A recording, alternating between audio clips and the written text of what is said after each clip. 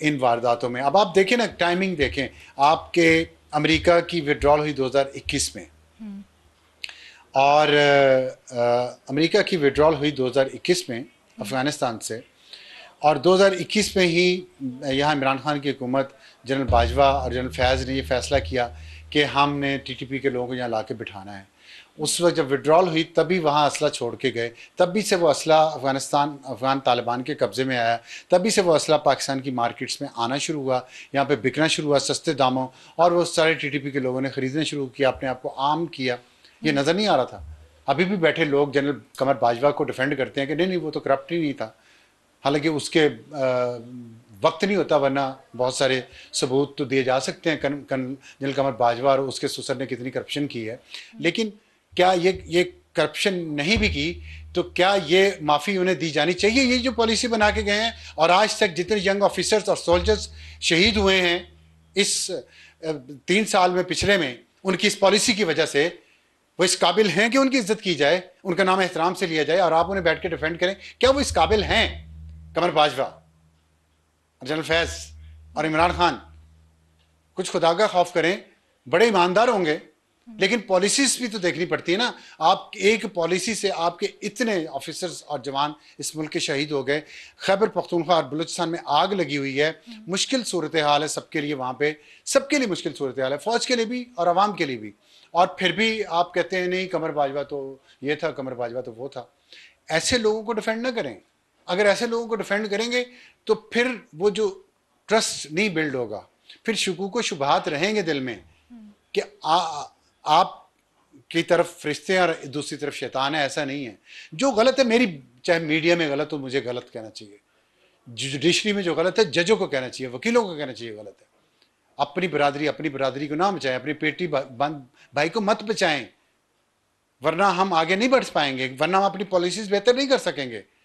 मत डिफेंड करें ऐसे लोगों को, वरना ये चीज़ें मिसट्रस्ट पैदा करती हैं। तो खैर अभी क्लैरिटी है इस बात पे जो मैंने आपको बताया है कि जनरल आसिम मुनीर ने कहा है कि हम इन बैकर्स को और इन फैसिलिटेटर को नहीं छोड़ेंगे। और ये अफगानिस्तान से बात हुई जो मैंने आपको बताया, मार्को रूबियो से भी ये बात हुई है, अमरीकी असला से, वो भी प्रेशर डाल रहे हैं अफगानिस्तान पे कि आपकी इमदाद हम दोबारा शुरू कर रहे हैं, आप ये असला जो है इसको वापस करें, और उससे वो असला पाकिस्तान के ज़रिए वापस जाए या पाकिस्तान को बेच दिया जाए या अमेरिका वापस ले जाए। इसका कोई ना कोई इलाज होना चाहिए और होगा, साथ अफगान रेफ्यूजीज़ वापस जाएं, वरना फिर ज़ाहिर है पाकिस्तान के पास बहुत सारे कार्ड्स हैं। अफ़गानिस्तान के साथ अगर अफ़गानिस्तान मुसलमान मुल्क पर इस्लाम का नाम ले कर मुनाफिकत करके हमले करता रहेगा, हमारे लोगों को, मुसलमानों को मारता रहेगा, चीनी शहरियों को मारने में वो मदद करता रहेगा दहशतगर्दों की, तो उसके किरदार पे, उनके ईमान पे, उनके हर चीज़ पे सवालात उठते रहेंगे। जबकि पाकिस्तान के उलमा ने, मौलाना फजल रहमान साहब ने और दूसरों ने, सब ने कह दिया अब कोई जहाद नहीं है, अब दहशतगर्दी है सिर्फ। तो ये अफगानिस्तान के तालिबान को फैसला करना है कि वो तारीख में मोहसिन कुशी के नाम से याद रखे जाएंगे, याद रखे जाना चाहते हैं, या जिस मुल्क के लोगों ने उन्हें पनाह दी। हमारे अंदर बहुत गलतियां हैं, हमने भी की हैं, मानते हैं, लेकिन इस मुल्क के अवाम का कोई क्या कसूर है जो आप उनकी ज़िंदगियां हराम कर रहे हैं और आप उन लोगों को यहाँ पे असला फराम कर रहे हैं जो चीनी शहरियों को टारगेट कर रहे हैं, जो फ़ौज के लोगों को टारगेट कर रहे हैं, उस वक्त जब चीन पाकिस्तान के साथ बहुत अच्छे ताल्लुकात हैं, और आप बात करते हैं अमेरिका के साथ जिहाद करने की, फतह याब होने की, और उनसे पैसे लेते हैं। लेकिन कुछ रिपोर्ट्स तो ये और चीनी शहरियों पे हमले करवाते हैं। हाँ, क्या गेम है ये कि टीटीपी भी अब अफगान गवर्नमेंट के कंट्रोल में है ही नहीं, वो उनके साथ भी लड़ना नहीं चाहते, वो उनको ये लगता है कि वो शायद फिर हमारे ऊपर ना हमलावर हो जाए। इसमें एक और क्वेश्चन ये भी है कि ये सवाल है या आपको तबसरा है?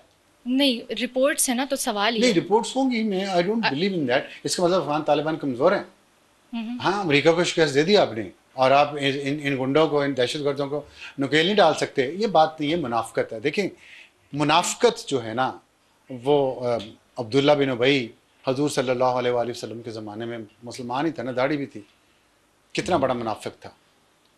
तो ये मज़हब का लबादा ओढ़ के मुनाफिकत सबसे बड़ा गुनाह है, और मुनाफिकीन का दर्जा अल्लाह ने कहा है कि सबसे असफल साफिलीन होंगे ये। तो या जब इस्लाम का नाम लेते हैं ना तो पूरा अमल करें, ज़ाती ज़िंदगी की मैं बात नहीं कर रहा, मैं पब्लिक लाइफ की बात कर रहा हूँ। तो जो आप इस्लाम के नाम पे, जिहाद के नाम पे दूसरों के बच्चों को आप ईंधन बनाते हैं, अपने बच्चे आपके या दुबई में हैं या अबू धाबी में या कतर में हैं या पाकिस्तान में हैं या कहीं और हैं, ऐसे ना करें। इस खित्ते को पुरअमन बनाएं, इस खित्ते को तरक्की करने दें, लोगों को खुशहाली आने दें। लोगों को 45 साल हो गए हैं इस खित्ते में जंग जारी है और ख़त्म ही नहीं हो पा रही। मतलब अब और वजह क्या है? सिर्फ चंद लोग अमीर हो जाएं। दुनिया में इस वक्त अमेरिका ने आज तक दुनिया में सबसे ज़्यादा जो इमदाद दी है वो इसराइल को दी है, USAID, hundreds of billions of dollar. दूसरे नंबर पर दुनिया का कौन सा मुल्क है? अफगानिस्तान। वो भी मेरे ख्याल 70-80 बिलियन डॉलर से भी ज़्यादा है, अगर मैं रफ एस्टिमेट्स आपको बता रहा हूँ, मुझे एग्जैक्ट फिगर नहीं याद। किधर गए हैं वो? बताएं। वो हमने तो पिछले 75 साल में मेरा ख्याल है कि कोई 12, 14, 15 बिलियन डॉलर लिए हैं ना। मेरे पास एग्जैक्ट डेटा नहीं है, तो हम तो बड़ा क्वेश्चन करते हैं। हमने वो अपने तो इन्होंने पिछले 20-30 साल में 70-80 बिलियन डॉलर किधर गए वो? हम तो नहीं खा सकते, जाहिर है, जो हम पे इल्जाम लगाते हैं। कौन किन्होंने खाया? इन्होंने खाया ना। इन्होंने जो पहले जंग लड़ रहे थे, जो बाद में जंग लड़ रहे हैं, जो पहले मुजाहिदीन थे फिर तालिबान बन गए, तो इधर ही गया ना पैसा वो, और किधर गया है? तो बस ये और बाहर उन्होंने प्रॉपर्टीज बना ली हैं, पाकिस्तान में भी बना ली हैं प्रॉपर्टीज। हराम का पैसा है, हराम के रास्ते पे निकल रहा है। कोई पब्लिक वेलफेयर का कोई काम किए हो उस पैसे से तो बता दे। सड़कें बनाई हो, पुल बनाई हो, नहरें बनाई हो, स्कूल बनाए हो, हॉस्पिटल्स बनाए हो। एक हॉस्पिटल पूरे अफगानिस्तान में बता दें, सारे आपके मरीज पाकिस्तान आते हैं आज भी। तो कुछ तो खुदा का खौफ करें यार। हमने आपको मतलब पनाह दे के कोई गुनाह तो नहीं कर लिया। और स्टिल रेफ्यूजीज की जो डेपुटेशन है उसको भी प्रोवोकेटिव और हार्मफुल कहा जा रहा है फॉर द बायलैटरल टाइज। तो ये एक बात समझ में, जो रेफ्यूजीज को निकाला जा रहा है पाकिस्तान नहीं तो फिर नहीं प्रोवोकेटिव क्या आप मेरे घर में आके बैठे हुए हैं, मैं आपको कह रहा हूँ आप अपने घर वापस चले जाएं। मेरी मेहमानवाजी की सकत नहीं रही क्योंकि आपका भाई मेरे भाई को मारे जा रहा है, कत्ल कर रहा है रोजाना, तो ये प्रोवोकेटिव हो जाएगा आपके लिए। Very good. ये लॉजिक जो है, जिसने भी ये पेश की, मैं उसको सैल्यूट करता हूं। फॉरेन मिनिस्टर, मैं उसको अफगान फॉरेन मिनिस्टर को सैल्यूट पेश करता हूँ कि मैं आपके घर में आके रहता हूँ 30 साल और मेरे बच्चे आपके बच्चों को कत्ल करना शुरू कर दें और आप मुझे कहें कि घर से निकलो, तो मैं कहूँ कि आप मुझे प्रोवोक कर रहे हैं। फिर आपको महसूस होगा कि प्रोवोकेशन होती क्या है। ऐसे ना करें, ऐसे ना करें। ठीक है। ट्रेड वॉर के ऊपर कुछ ट्रेड वॉर तो अब मजाक बन गया ट्रंप के खिलाफ, और वो अब ब्रांड वॉर में बन गई है। आपने देखा होगा टिकटॉक और एक्स पे। हाँ। और मैं हैरान हूँ कि एक्स पे अभी तक सेंसर नहीं होगा। रात में देख रहा था, शदीद किस्म की चीनियों ने एक काम शुरू किया है और बड़ा स्मार्ट काम शुरू किया है। Trade war TikToks trade war नहीं है, वो ब्रांड वॉर है। हाँ, उन्होंने लोगों को ये बताना शुरू कर दिया है कि जो ब्रांड, महंगे ब्रांड आप अमेरिका में और यूरोप में खरीदते हैं, एक कुछ बैग है फॉर एग्जांपल $50,000 का है, $40,000 का है, $30,000 का है, कोई जूता है, कोई घड़ी है, घड़ी तो शायद पता नहीं, और जो कॉस्मेटिक्स हैं, दूसरी चीज़ें हैं महंगी महंगी, वो सब बैग जो हैं वो बने हुए हैं चीन के, और वहाँ पे उनकी कीमत किसी की $1,000 है।